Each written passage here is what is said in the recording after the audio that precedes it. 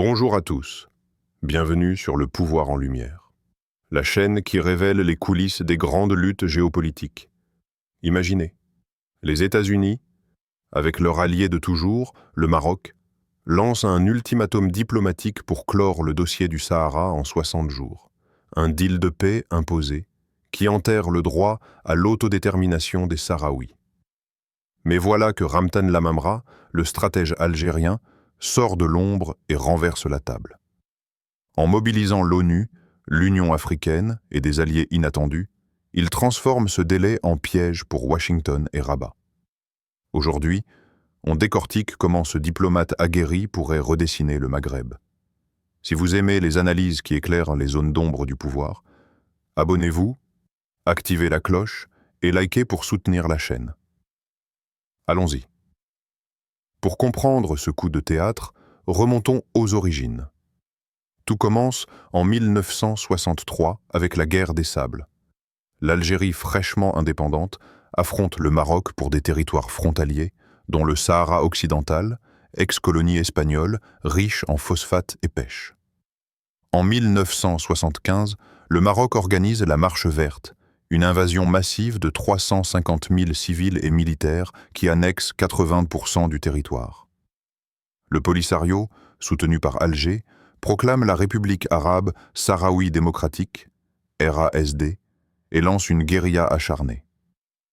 Le conflit gèle en 1991 avec le cessez-le-feu, sous égide ONU, et la création de la MINURSO pour organiser un référendum d'autodétermination. Mais ce vote n'a jamais eu lieu. Le Maroc bloque sur le recensement électoral, arguant que les réfugiés sahraouis en Algérie ne comptent pas. Résultat ? Des décennies de tensions, avec Alger comme principal bailleur du Polisario via les camps de Tindouf. Et qui est au cœur de cette saga ? Ramtan Lamamra, né en 1952, diplomate chevronné. Ancien ministre des Affaires étrangères de 2013 à 2017, il revient en 2021 comme conseiller spécial du président Tebboune. Son curriculum vitae ? Négociateur clé en Libye, où les États-Unis l'ont écarté pour son indépendance, médiateur en Afrique de l'Ouest. Pour Rabat, il est la bête noire. Dès son retour, l'Algérie rompt les relations diplomatiques en août 2021, accusant le Maroc d'espionnage via le logiciel Pegasus. Ici, sur Le Pouvoir en Lumière, on sait que les conflits maghrébins ne sont pas que territoriaux. C'est une bataille pour l'hégémonie régionale, avec le gaz, les routes migratoires et l'influence africaine en jeu.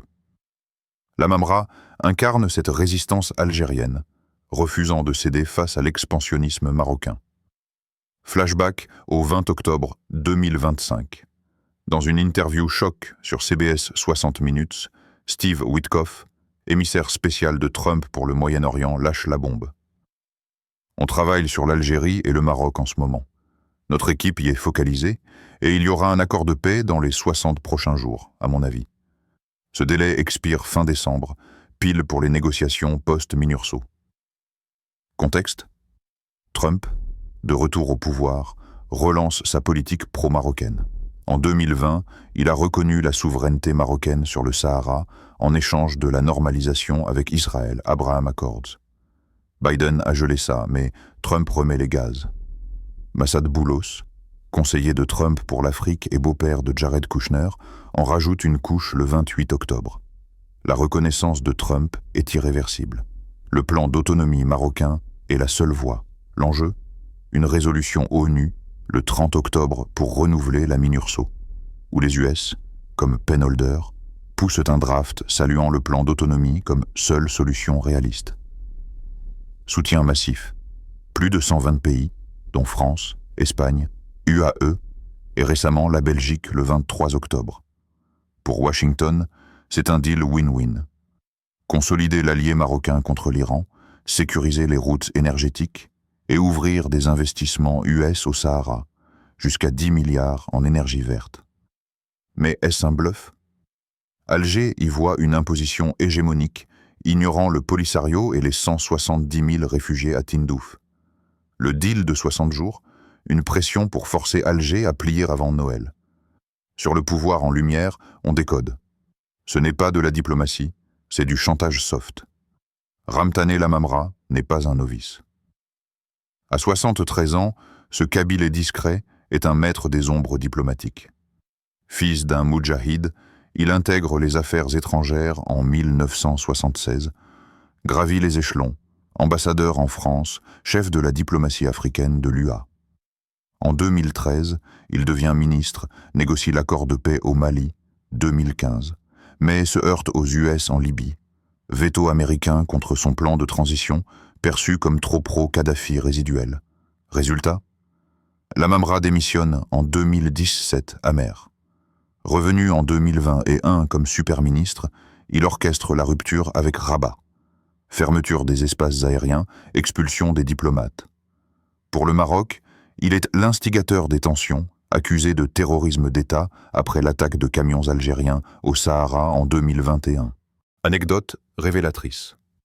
En 2016, face à un rapport ONU sur les droits humains au Sahara, Lamamra presse la France d'appliquer le droit international. Lamamra, c'est l'anti-Kouchner. Pas de tweets, mais des réseaux panafricains solides. Il refuse de plier face aux puissances, mobilisant l'UA où 20 pays reconnaissent la RASD. Sur le pouvoir en lumière, on le voit comme le pivot. Un homme qui transforme l'isolement algérien en atout stratégique. Et boum, Lamamra contre-attaque. Dès le 24 octobre, via le Polisario, son proxy fidèle, Alger rejette le draft US à l'ONU. Aucun processus sans référendum ni autodétermination. Le 16 octobre, la 4e commission ONU réaffirme le statut de décolonisation du Sahara, un camouflet pour Rabat. Lamamra active l'UA. Tanzanie, Algérie et alliés sahraouis bloquent les avancées marocaines, malgré les 28 consulats ouverts à La Ayoun. Discours incendiaire. Lamamra qualifie l'activisme marocain d'expansionniste, mobilisant Russie et Chine. Abstention russe probable, mais veto potentiel si biaisé. Timing parfait. Les 60 jours, Lamamra les utilise pour rallier l'Afrique du Sud, la Namibie, et même des voix en Europe. Critique du deal UE-Maroc, incluant le Sahara. Alliancé avec Moscou, coopération défense renforcée, et Pékin, pour contrer l'hégémonie US. Analyse. C'est un pari rusé. Le Polisario soumet une proposition élargie le 20 octobre, forçant des négociations directes sans préconditions. Si l'ONU vote le 30 octobre sans consensus, Minurso expire, exposant le Maroc à des attaques et Alger à des poursuites transfrontalières. Lamamra transforme le délai en sablier contre les US, un bluff washingtonien ou une vraie menace. Il parie sur le temps et les divisions.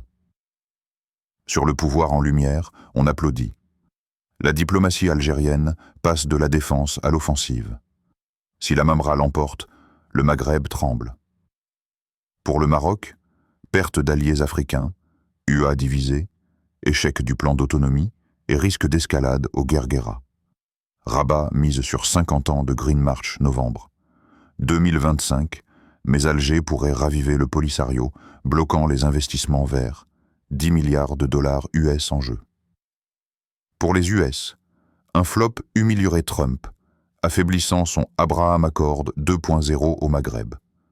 Boulos parle d'un consulat US à Dakhla, mais si bloqué, adieu influence anti-iranienne. L'Algérie gagne, leader anti-hégémonique, renforcé par le gaz, export vers Europe via Méditerranée, et pivot au Sahel, où elle contre le Maroc via le Mali. Enjeux globaux. Gazoduc, Nigeria-Maroc versus transsaharien algérien. Migration, frontières fermées depuis 1994.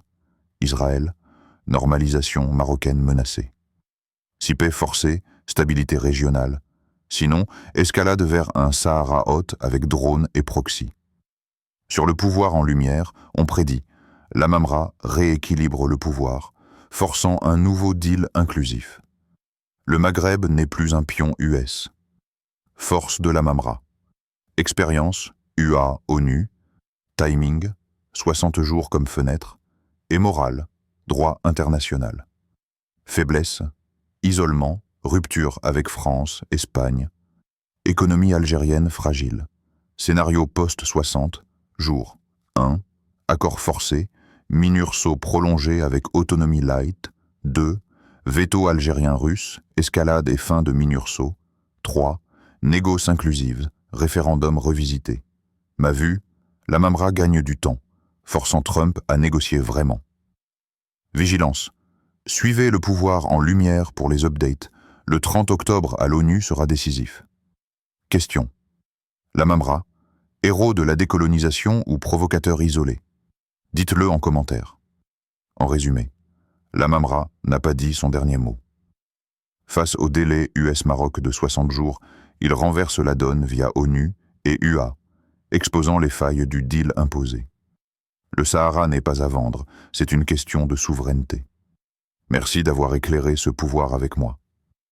Likez si cette analyse vous a plu, commentez La Mamra, héros ou risque tout. Abonnez-vous pour ne rien rater des coulisses maghrébines et activez la cloche. Prochaine vidéo. Trump et le Sahel, alliance ou piège? À bientôt sur Le Pouvoir en Lumière.